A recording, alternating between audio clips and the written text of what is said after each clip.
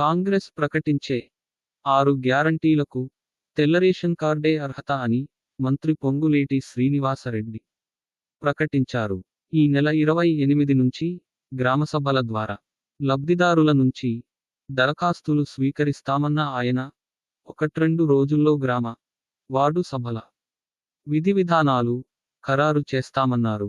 జనవరి 6 వరకు ప్రజలు దరఖాస్తు చేసుకోవచ్చని సూచించారు. 6 గ్యారంటీల అమలుకు దరఖాస్తులను ముందుగానే ప్రజలకు అందిస్తాం.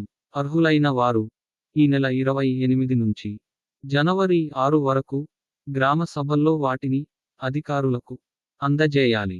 వారు ప్రజలకు ఓ రసీదు ఇస్తారు. అధికారులే వెళ్లి దరఖాస్తులు తీసుకుంటారు. 6 గ్యారంటీలకు దరఖాస్తులు. రేషన్ కార్డు ఉన్నవారు 6 గ్యారంటీల కోసం ఈ నెల 28 నుంచి దరఖాస్తు చేసుకోవాలి.